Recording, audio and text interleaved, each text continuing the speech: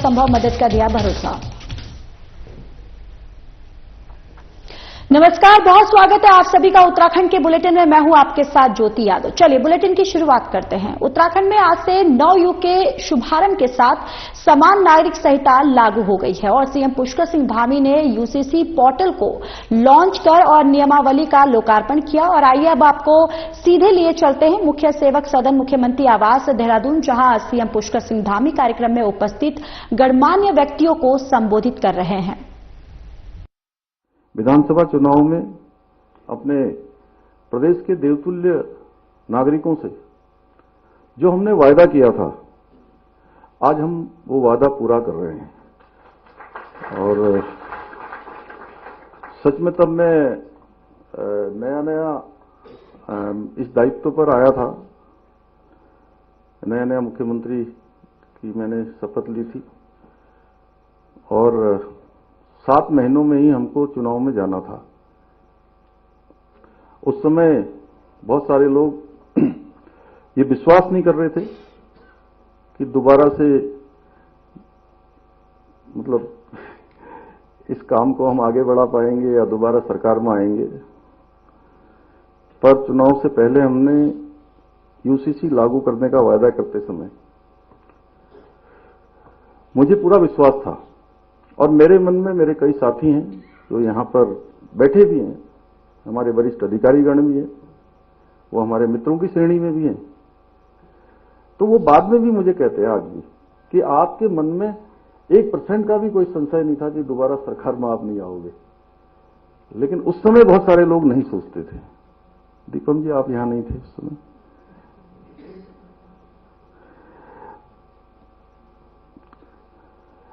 मुझे पूरा विश्वास था कि देवभूमि उत्तराखंड की जनता इस देवतुल्य कार्य में हमारा अवश्य साथ देगी और हुआ भी यही। उत्तराखंड में पहली बार राज्य स्थापना के 22 सालों के बाद पहली बार जो सरकार थी दोबारा वो सरकार आ गई। ये राज्य के अंदर एक राज्य में मिथक बना हुआ था। पहले एक परिपाटी थी कि हर बार सरकार बदल जाती है। क्यों रणबीर जी, आप तो मेरे साथ डीआईपीआर के डायरेक्टर थे उस समय, आपसे बेहतर कोई नहीं जान सकता है। थोड़ा हास्य विनोद भी हो जाए क्योंकि आपकी बातें सुन के थोड़ा लोग जो है अभी हाँ नहीं, लास्ट में तो आपने उसको सरल बना दिया, जो सरलीकरण हमारा मंत्र है। लेकिन शुरुआत में थोड़ा सा मुझे लगता है कि दिमाग में जोर पड़ा होगा थोड़ा। मैं गलत तो नहीं कह रहा हूं? क्यों मुन्ना भाई साहब, आप तो बहुत हमारे संविधान के वो हैं। तो और हमने दोबारा जैसे ही हम सरकार में आए उसके पहले दिन से ही, क्योंकि हमने ये संकल्प लिया था हमारे प्रधानमंत्री आदरणीय मोदी जी के नेतृत्व में, जब हम उस चुनाव में गए थे तो हमने कहा था कि नई सरकार के गठन होते ही हम सबसे पहला एक काम करेंगे, हम देवभूमि उत्तराखंड में समान नागरिक संहिता लागू करने के लिए पहले दिन से काम करेंगे और पहला निर्णय हम वही लेंगे। और हमने पहला निर्णय वही किया था। हमने अपना काम प्रारंभ कर दिया और आज वो दिन आ गया, आ ही गया। लगभग 3 साल हो गए। मुझे याद है कि 12 फरवरी 2022 को मैंने ये संकल्प देवभूमि उत्तराखंड की जनता के सामने रखा था और लगभग 3 साल होने को है। और वो दिन आज, उस दिन की जो प्रतीक्षा थी वो प्रतीक्षा हमारी पूरी हुई, जिसका हमें बेसब्री से इंतजार था। भाइयों बहनों, अगर मैं एक वाक्य में कहूं तो समान नागरिक संहिता जाति, धर्म, लिंग आदि में अंतर के आधार पर कानूनी मामलों में होने वाले भेदभाव को समाप्त करने का एक संवैधानिक उपाय है। इसके द्वारा सभी नागरिकों को समान अधिकार देने का प्रयास किया गया है। इसके लागू होने से प्रदेश में सच्चे अर्थों में महिला सशक्तिकरण सुनिश्चित हो सकेगा, जिसके बारे में मैंने अभी कहा कि चलिए यहां रुकेंगे एक छोटे से ब्रेक के लिए, जल्द हाजिर होंगे।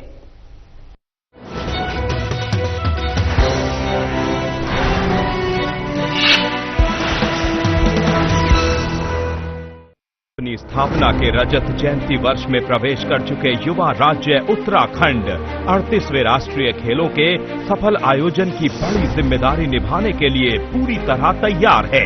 प्रदेश के मुख्यमंत्री श्री पुष्कर सिंह धामी के आग्रह को स्वीकार करते हुए भारतीय ओलंपिक संघ ने योग और मलखंभ जैसे 2 पारंपरिक खेलों को भी राष्ट्रीय खेल का हिस्सा बना दिया है।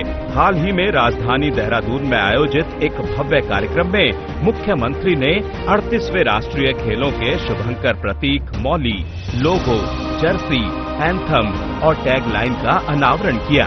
इस अवसर पर उत्तराखंड में राष्ट्रीय खेलों के लिए टैगलाइन संकल्प से शिखर तक घोषित की गई। मैं देवभूमि उत्तराखंड के सभी लोगों की तरफ से आदरणीय प्रधानमंत्री श्री नरेंद्र मोदी जी का धन्यवाद प्रदान करता हूं। 28 जनवरी से 14 फरवरी 2025 तक चलने वाले राष्ट्रीय खेलों का सुंदर लोगो और शुभंकर मौली दोनों ही उत्तराखंड के राजकीय पक्षी मोनाल से प्रेरित है, जो प्रदेश की विशिष्टता को प्रदर्शित करने के साथ उत्तराखंड की प्राकृतिक सुंदरता और विविधता के रंगों को भारत के प्रत्येक कोने तक पहुंचाएगा। उत्तराखंड को बधाई देना चाहता हूं जो इन खेलों का आयोजन कर रहे हैं। उत्तराखंड ने इस आयोजन को एक नया रूप और दृष्टिकोण दिया है। राष्ट्रीय व अंतर्राष्ट्रीय स्तर पर पदक लाने वाले खिलाड़ियों को सरकारी नौकरी देने के साथ साथ प्रदेश में नई खेल नीति लागू कर विभिन्न माध्यमों से राज्य में खेल और खिलाड़ियों को लगातार प्रोत्साहित कर रही है उत्तराखंड सरकार। उत्तराखंड में 38वें राष्ट्रीय खेलों के भव्य आयोजन में आपका स्वागत है।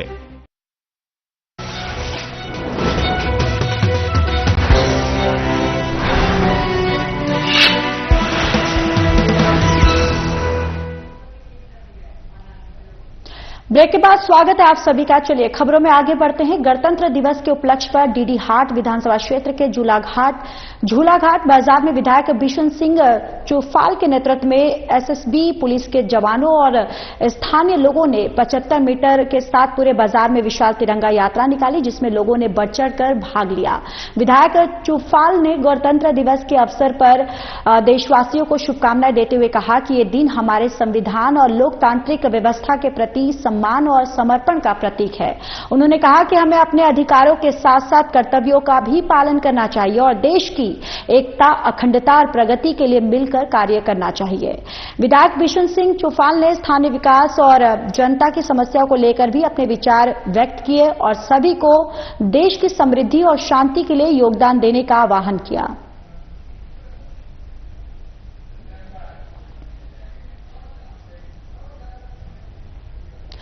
नगर निकाय चुनाव के दौरान गढ़वाल समाज के लोगों ने गाली देने वाले व्यक्ति की पहचान पुलिस ने कर ली है। मामले में कांग्रेस नेता जयेंद्र रमोला की तहरीर पर पुलिस ने मुकदमा दर्ज किया है।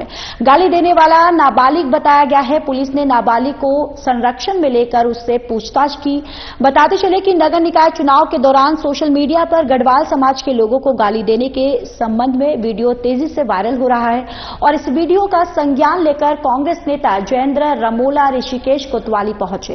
उन्होंने पुलिस को तहरीर देकर गाली देने वाले व्यक्ति के खिलाफ कड़ी कानूनी कार्रवाई करने की मांग की है। कोतवाली के वरिष्ठ उप निरीक्षक विनोद कुमार ने बताया कि तहरीर के आधार पर पुलिस ने मामले में पहला मुकदमा दर्ज किया है और फिर गाली देने वाले व्यक्ति की पहचान और तलाश शुरू कर दी गई है। इस दौरान पुलिस को पता चला है कि गाली देने वाला जो है वो नाबालिग है। इस आधार पर पुलिस ने नाबालिग को अपने संरक्षण में लिया और उससे पूछताछ की। फिलहाल नाबालिग को पुलिस ने इस संबंध में नोटिस जारी किया है।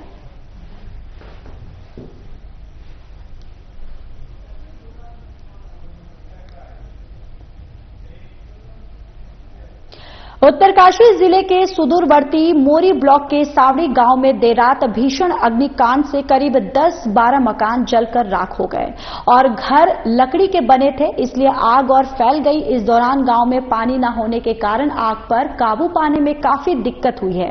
वहीं हादसे में एक महिला की जान चली गई है और 9 मकान जल गए हैं और 3 को पूरी तरह से तोड़ा गया और 2 आंशिक रूप से तोड़ा गया है, जिससे कई घंटे बाद आग पर काबू पाया गया। आग लगने का कारण फिलहाल स्पष्ट नहीं हुआ है। वहीं मुख्यमंत्री पुष्कर सिंह धामी ने आग लगी है जहां पर उन्होंने प्रभावित जो परिवार है उनको हर संभव सहायता प्रदान करने के मुख्यमंत्री ने यहां पर बोला है और साथ ही साथ जिला प्रशासन से तुरंत राहत बचाव के लिए भी यहां आदेश दिया गया है। उन्होंने जिलाधिकारी को प्रभावित परिवारों का आवश्यक सामग्री, भोजन, कपड़े और अस्थायी आश्रय की व्यवस्था प्राथमिकता के आधार पर किए जाने के निर्देश दिए हैं।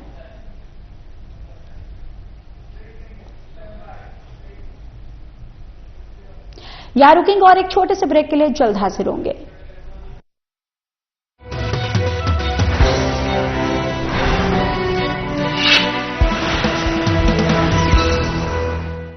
अपनी स्थापना के रजत जयंती वर्ष में प्रवेश कर चुके युवा राज्य उत्तराखंड 38वें राष्ट्रीय खेलों के सफल आयोजन की बड़ी जिम्मेदारी निभाने के लिए पूरी तरह तैयार है। प्रदेश के मुख्यमंत्री श्री पुष्कर सिंह धामी के आग्रह को स्वीकार करते हुए भारतीय ओलंपिक संघ ने योग और मलखंभ जैसे 2 पारंपरिक खेलों को भी राष्ट्रीय खेल का हिस्सा बना दिया है। हाल ही में राजधानी देहरादून में आयोजित एक भव्य कार्यक्रम में मुख्यमंत्री ने 38वें राष्ट्रीय खेलों के शुभंकर प्रतीक, मौली, लोगो, जर्सी, एंथम और टैगलाइन का अनावरण किया। इस अवसर पर उत्तराखंड में राष्ट्रीय खेलों के लिए टैगलाइन संकल्प से शिखर तक घोषित की गई। मैं देवभूमि उत्तराखंड के सभी लोगों की तरफ से आदरणीय प्रधानमंत्री श्री नरेंद्र मोदी जी का धन्यवाद प्रदान करता हूं।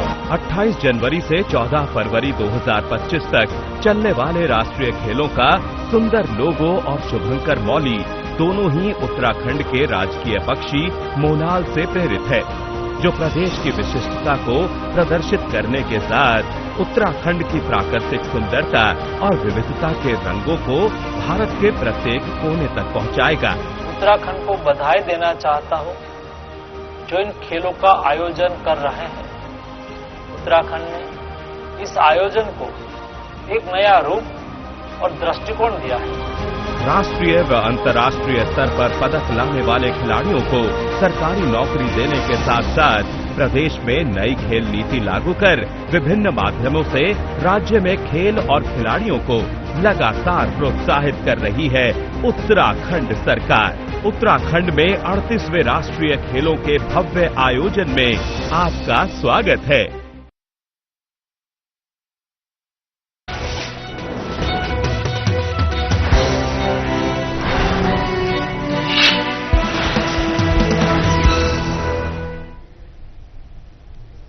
ब्रेक के बाद स्वागत है आप सभी का। चलिए खबरों में आगे बढ़ते हैं। आईडीपीएल चौकी क्षेत्र अंतर्गत लेबर कॉलोनी के निकट जंगल में अर्धनग्न महिला का लाश मिला है। इसके संबंध में अभी तक पुलिस कोई अपडेट नहीं दे पा रही है।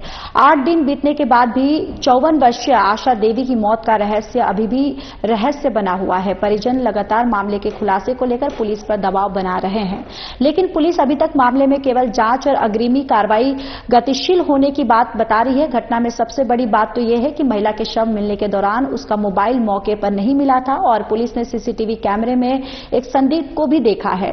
मृतक का मोबाइल कहां है और कैमरे में दिखने वाला जो संदिग्ध कौन है, इसका जवाब भी अभी तक पुलिस से नहीं मिल पाया है। इसके अलावा महिला की मौत कैसे हुई और इसकी भी अभी तक पुलिस पुष्टि नहीं कर पाई है। पुलिस का कहना है कि जब तक पोस्टमार्टम रिपोर्ट नहीं आएगी तब तक महिला की मौत के रहस्य से पर्दा नहीं उठेगा। कोतवाली के वरिष्ठ उप निरीक्षक विनोद कुमार ने बताया कि पुलिस की एक टीम और एसओजी की टीम घटना के खुलासे का प्रयास कर रही है और जल्द ही घटना का यानी इस पूरे मामले का खुलासा कर लिया जाएगा और जो भी कार्रवाई है इस पूरे मामले पर की जाएगी।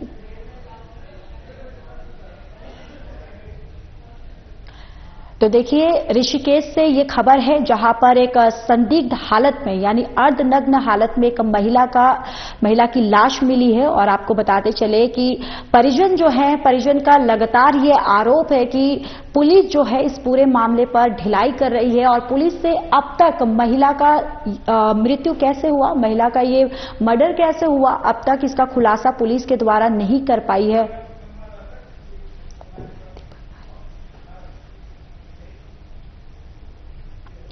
तो चलिए, इसी खबर पर ज्यादा जानकारी के साथ ऋषिकेश से हमारे संवाददाता दीपक नारंग जुड़ चुके हैं। दीपक, सबसे तो पहले बताइए कि ये पूरा मामला क्या है।